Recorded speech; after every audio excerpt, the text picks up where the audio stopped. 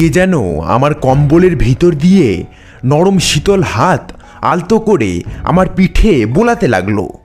আমার শরীরটা ক্রমশ হালকা হতে শুরু করলো।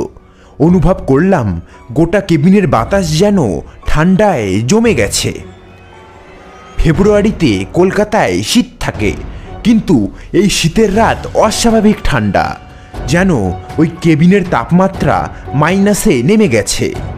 আমার গোটা শরীরটা ধীরে ধীরে হিমশীতল হতে হতে একসময় শরীরের ভিতরের হাড়, এমনকি তার ভিতরের মজ্জাগুলো যেন জমে গিয়ে কঠিন বরফে পরিণত হয়েছে।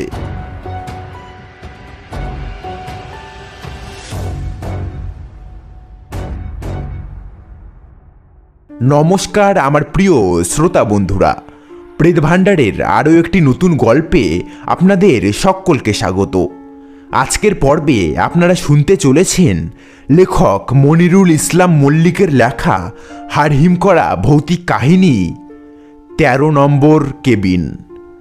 তো প্রতিবারের মতো আজকেও গল্প পাঠে ও বিভিন্ন পুরুষ চরিত্রে আছি আমি কিশোর, আর আমার সাথে মহিলা চরিত্রে আছে সুজাতা।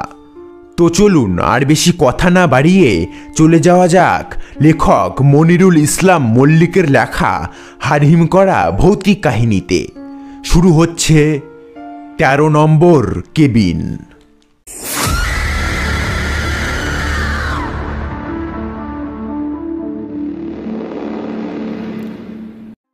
প্রায় ২০ বছর আগেকার কথা।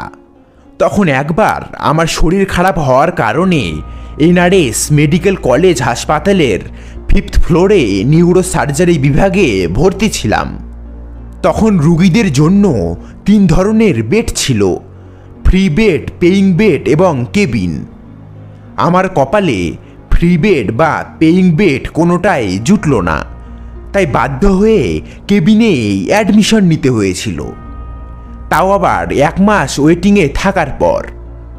ফ্রি বেড বা পেইং বেডগুলো ছিল বড় বড় হল ঘরে, যেখানে অনেক পেশেন্ট একসঙ্গে পাশাপাশি থাকতে পারত। কিন্তু কেবিনে পেশেন্টদের একাকেই একটা ঘরে থাকতে হতো। মাঝে মাঝে আয়া নার্স এসে দেখে যেতেন। দিনে 2 বার ডাক্তারবাবুরা ভিজিটে আসতেন, আর সকালে বা বিকালে ভিজিটিং আওয়ারে বাড়ির লোকেরা আসার সুযোগ পেত। আর হঠাৎ করে কোনো প্রয়োজন পড়লে মাথার কাছে কলিং বেলের সুইচটা টিপে দিলেই সঙ্গে সঙ্গে অ্যাটেন্ডেন্ট চলে আসতো। বাকি সময়টা একাকেই থাকতে হতো। সমস্ত পেশেন্টদের জন্য একটাই বাথরুম, আর কেবিনের সামনের বারান্দা দিয়ে সকল পেশেন্ট বাথরুমে যেত। এই বারান্দা দিয়ে আবার শিয়ালদহ স্টেশন একেবারে সামনাসামনি দেখা যায়। হাসপাতালে প্রথম রাত, তাই ঘুম আসছিল না। বারান্দায় দাঁড়িয়ে শিয়ালদহ স্টেশনে ব্যস্ত মানুষ, বাস, ট্যাক্সি এসব দেখতে ভালোই লাগছিল। তখন 10টা বাজে। রাতের খাবার দিয়ে গেছে 8টায়। আমার আয়া সেই খাবার ঢাকা দিয়ে রেখে গেছে আর বলে গেছে তাড়াতাড়ি খেয়ে শুয়ে পড়তে। ওখানে বেশিরভাগ পেশেন্টরাই ছিল প্যারালাইসিস, কারোর সাহায্য ছাড়া বিছানা ছেড়ে উঠতে পারতো না। আমার একটু সমস্যা ছিল, তবে আমি অন্যান্য পেশেন্টদের মতো ছিলাম না। সব কাজ স্বাভাবিকভাবেই করতে পারতাম। তবু আমার জন্য আয়া রাখা হয়েছিল। অনেকেই খেয়ে দিয়ে ঘুমিয়ে পড়েছে। একজন অ্যাটেন্ডেন্ট আমাকে বারান্দায় দাঁড়িয়ে থাকতে দেখে বললেন, তাড়াতাড়ি শুয়ে পড়ুন, ডাক্তারবাবু জানতে পারলে বকবেন। কেবিনে গিয়ে ঢাকা দেওয়া খাবার খেয়ে শুয়ে পড়লাম, কিন্তু কিছুতেই ঘুম আসছিল না। আমার কাছে একটা জয় গোস্বামীর কবিতা বই ছিল, সেটা পড়তে পড়তেই রাত গভীর হয়েছে। কখন ঘুমিয়ে পড়েছি জানি না। মাঝরাতে হঠাৎ আমার ঘুম ভাঙল। দেখি আমি বেডে নেই, কেবিনের মেঝেতে শুয়ে আছি। আমার কেমন একটা অদ্ভুত লাগলো। ভাবলাম, বেড থেকে কখন পড়ে গেলাম, অথচ জানতেই পারলাম না। এছাড়া বেড থেকে পড়ে যাবই বা কেন? জ্ঞান তো এমন ঘটনা আমার জীবনে কোনোদিনও ঘটেনি। আমি আবার উঠে বেডে গিয়ে শুয়ে পড়লাম। হয়তো ঘুমিয়ে পড়েছিলাম। আবার কিছুক্ষণ পর মেঝের শীতল স্পর্শে ঘুম ভেঙে গেল।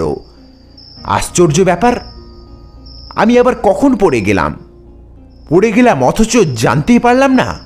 স্বপ্ন দেখছি না তো? সন্দিগ্ধ মন নিয়ে আবার উঠে বেডে শুয়ে পড়লাম, কিন্তু আর ঘুম এলো না। জেগেই রইলাম। ঘুম আসছে না দেখে আবার উঠে লাইটারটা জ্বাললাম। বইটা হাতে নিয়ে উপুর হয়ে বইয়ের পৃষ্ঠায় চোখ রেখে একটা কবিতার সবেমাত্র দুটো পঙ্ক্তি পড়েছি, হঠাৎ কেবিনের আলোটা নিভে গেল। আমি বালিশে মাথা গুজে মনে মনে ভাবছি, এখানেও লোডশেডিং হয়? অন্ধকারে কি আর করব, ইলেকট্রিক আসার অপেক্ষায় উপুর হয়ে পড়ে রইলাম। অনেকক্ষণ কেটে গেল, কিন্তু ইলেকট্রিক এলো না। একবার ঘুরে কেবিনের জানলার দিকে তাকালাম। দেখি বাথরুমের দিক থেকে একটা ক্ষীণ আলো বারান্দায় পড়েছে। কেবিনের টিউব লাইটটা কেটে গেছে ভেবে নিয়ে আবার উপুর হয়ে শুয়ে পড়লাম। শীতকালে রাতের বেলা হাসপাতাল একেবারে অন্যরকম, যাকে বলে পিন ড্রপ সাইলেন্ট। বিড়াল একবার মিয়াও করলে বাঘের গর্জনের মতো শোনায়। কোথাও সামান্য একটা কিছু পড়ে গেলে বুকের ভিতরটা কেমন ছ্যাঁত করে ওঠে। এমন শব্দ হয় যেন মনে হয় এই বুঝি গোটা বিল্ডিংটা হুড়মুড় করে ভেঙে পড়ে গেল।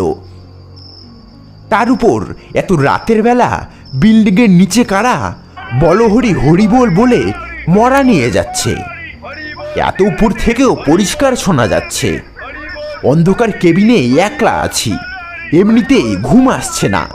তার উপর নানান ধরনের অদ্ভুত অদ্ভুত শব্দ কানে আসছে।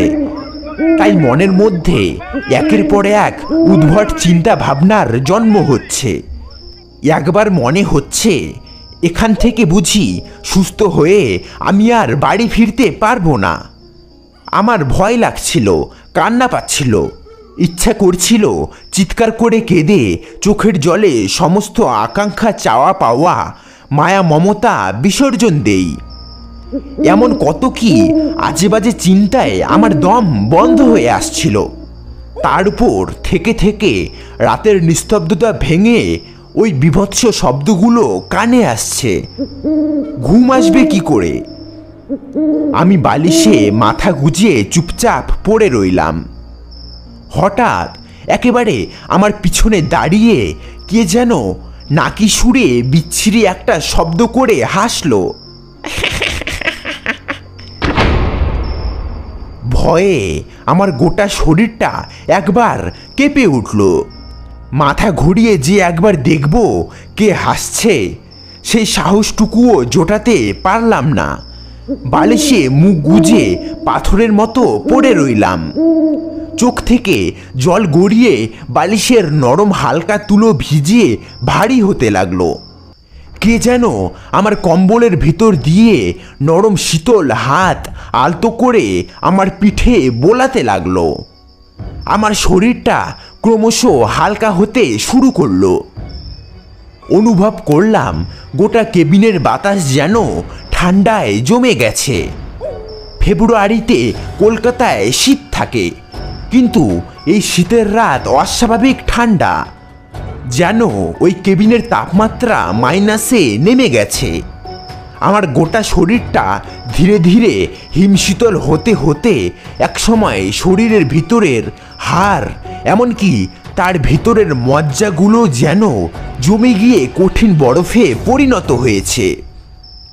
আমার শরীর ক্রমশ হালকা এবং শীতল হতে হতে নিঃসার একটা জড় পদার্থে পরিণত হয়েছে। নড়াচড়ার ক্ষমতা হারিয়েছি। একটু চিৎকার করব সেই ক্ষমতাটুকুও নেই। কিছুক্ষণ পরে আমি বুঝতে পারলাম আমি আর বেডে নেই। আমি বেড থেকে অন্তত 1 ফুট উঁচুতে শূন্যে ভাসছি। তারপর ধীরে ধীরে মেঝের দিকে নামছি। এক সময় শক্ত মেঝের শীতল স্পর্শে নিশ্চিত হলাম আমি কেবিনের মেঝেতে নেমে এসেছি। আমি কোনো রকমে মেঝে থেকে উঠে কলিং বেলের সুইচটা টিপে দিয়েই কেবিন থেকে বেরিয়ে ছুটলাম পাশের ওয়ার্ডে। ওটা ছিল পেইং ওয়ার্ড। ওখানে একজন আয়া পেশেন্টদের মাঝে একটা ট্রলির উপর বিছানা পেতে ঘুমাচ্ছিল। তাকে যে ঘুম থেকে টেনে তুলব ভয়ে আমার শরীর মন কিছুই ঠিকঠাক কাজ করছিল না। আমি তখন ওই ঘরের এক কোণায় দাঁড়িয়ে থরথর করে কাঁপছি। ততক্ষণে পাশের ঘর থেকে একজন অ্যাটেন্ডেন্ট ছুটে এসে আমাকে কেবিনে দেখতে না পেয়ে এদিক ওদিক খোঁজাখুঁজি শুরু করে দিয়েছে। শেষে পেইং ওয়ার্ডের এক কোণা থেকে আমাকে উদ্ধার করে ওই ঘুমন্ত আয়াটিকে তিনি ডেকে তোলেন। তারপর কি হয়েছে ওরা আমার কাছে জানতে চায়। আমি একটু ধাতস্থ হয়ে বিস্তারিত সব কিছু জানানোর পর ওরা তো হেসেই খুন। ওই কেবিনে যে অপার্থিব কিছু আছে ওরা কিছুতেই বিশ্বাস করতে চাইল না।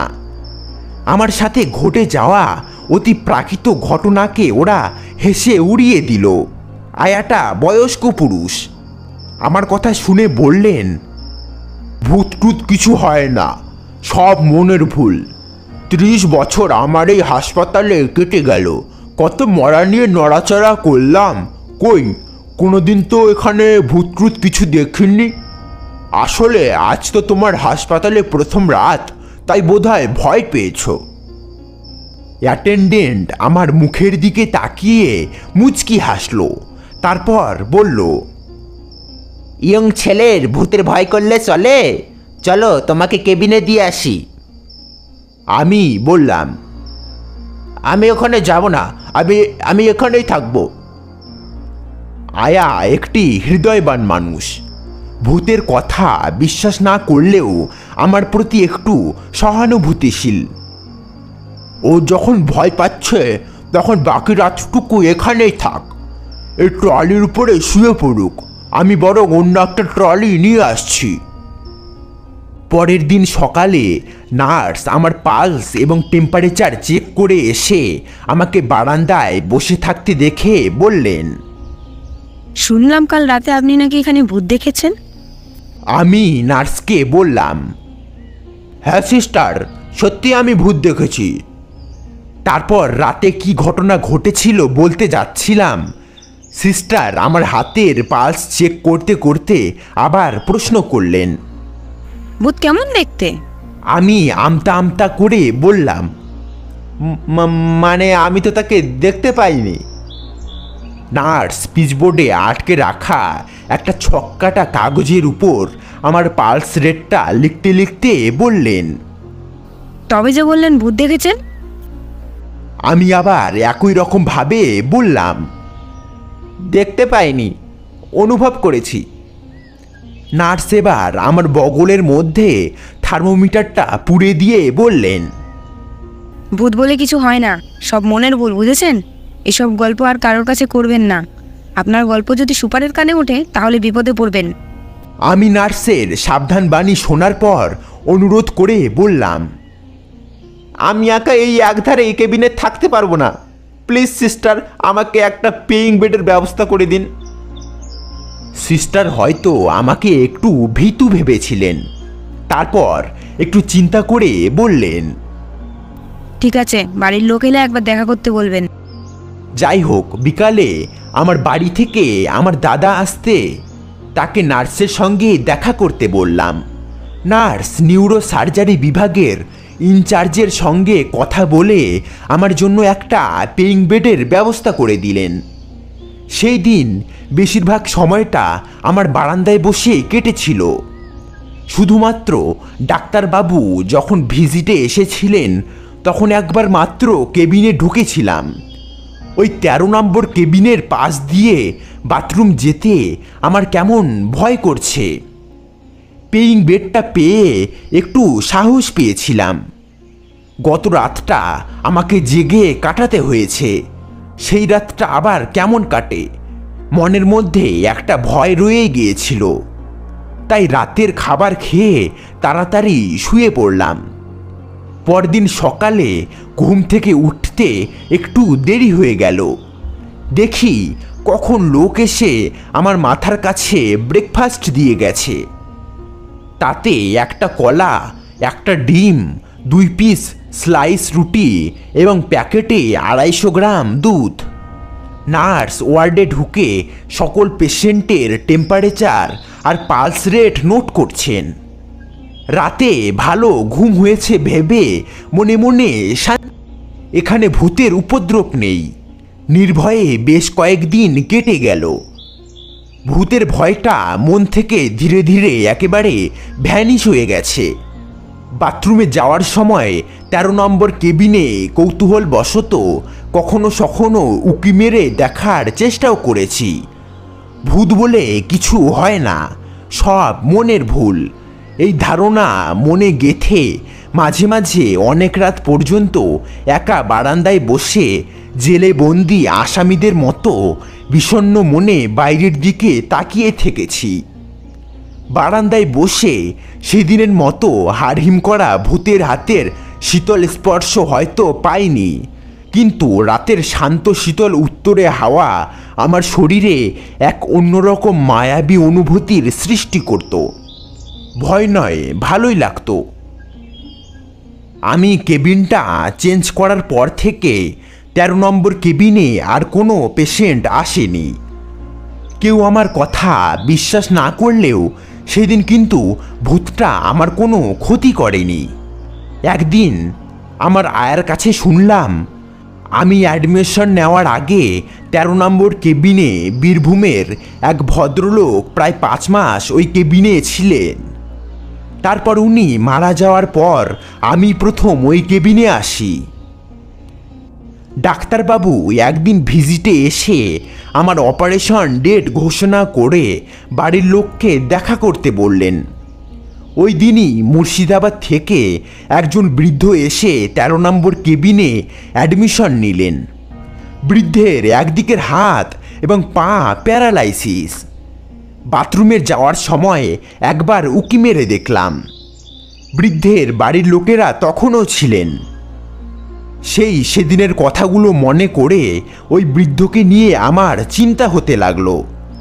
বৃদ্ধের বাড়ির লোকদের সাবধান করতে গিয়েও পিছিয়ে এলাম, কারণ সেদিনের সেই ভূতের কথা ওই ওয়ার্ডের কোনো স্বাস্থ্যকর্মী, নার্স, আয়া, ইনচার্জ কেউ বিশ্বাস করেনি। সবাই আমার কথা আজগুবি বলে হেসে উড়িয়ে দিয়েছে। আমাকে দেখে এখনও অনেকেই ওই প্রসঙ্গ তুলে হাসি ঠাট্টা করে।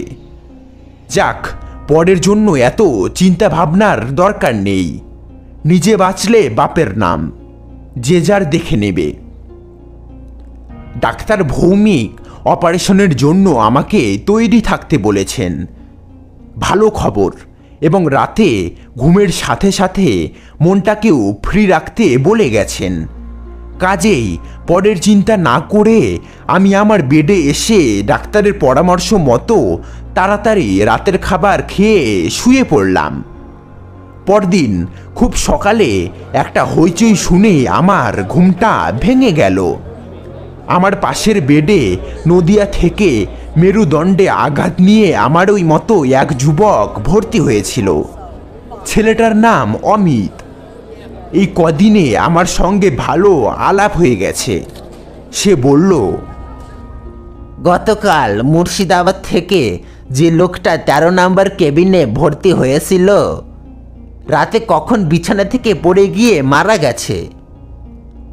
আমি বিস্মিত। এমন কিছু একটা ঘটার আশঙ্কাতেই ছিলাম। বললাম, বেডের একদিকে দেওয়াল আর একদিকে নিশ্চয়ই ওনার আয়া গ্রিল লাগিয়ে দিয়েছিলেন, তবে পড়ল কি করে? নিশ্চয়ই ওই... আমি ভূতের প্রসঙ্গ তোলার আগেই আমার কথার উপর অমিত আবার বলল, একই কথা ওনার দায়িত্বে থাকা আয়াও বলেছে। আমি দেখে এলাম গ্রিল লাগানোই আছে, তবে আয়া বলেছিল লোকটা নাকি একটু ছিটিয়াল ছিল। ভর্তি হবার পর থেকে নাকি একটা কথায় বারবার বলছে, বাড়ি যাব, বাড়ি যাব, আমাকে বাড়ি নিয়ে চলো। অথচ রাতের বেলা কোনোভাবে গ্রিল টপকে বাড়ি পালাতে চেয়েছিল। বেটা একেবারে সজ্ঞে চলে গেছে। ডাক্তারকে খবর দেওয়া হয়েছে, ডাক্তার চলে এলে আর দেখতে দেবে না। দেখে আয় কেমন চোখ বের করে বুড়ো মরে আছে। আমি একটুকু দেরি না করে ছুটলাম 13 নম্বর কেবিনে। ও কি বিভৎস দৃশ্য! লোকটা যেন আমার দিকে চোখ বের করে তাকিয়ে আছে। সেই ভয়ঙ্কর দৃশ্য দেখে আমার রক্ত হিম হয়ে গেল, যেন তার রক্তিম চোখ দুটো এক্ষুনি কোটর থেকে বেরিয়ে মাটিতে পড়ে যাবে। লোকটার চোখ দেখে পরিষ্কার বুঝতে পারা যায় ভয়ঙ্কর কিছু একটা দেখে হার্ট অ্যাটাকে মারা গেছে। বৃদ্ধের মৃত্যু নিয়ে যেই যাই বলুক, সেই চোখের ভিতরে যে রহস্য লুকিয়ে আছে তা আমার সব জানা, শুধু জানা নেই যে এসেছিল তার অবয়ব।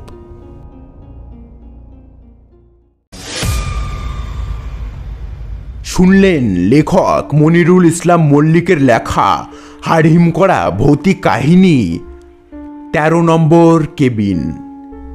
কাহিনীটি কেমন লেগেছে তা কমেন্টের মাধ্যমে জানাতে পারেন। আর যদি ভালো লাগে তাহলে ভিডিওতে লাইক করে চ্যানেলটি সাবস্ক্রাইব করে দিন, কারণ আমি প্রতি সপ্তাহে শনিবারে ঠিক রাত 9:45 এরকম হাড়হিম করা ভৌতিক কাহিনী নিয়ে চলে আসি। তো দেখা হচ্ছে আগামী শনিবারে ঠিক রাত 9:45 নতুন একটি ভৌতিক কাহিনী নিয়ে। ততক্ষণ পর্যন্ত চোখ রাখুন প্রেত ভাণ্ডার চ্যানেলে।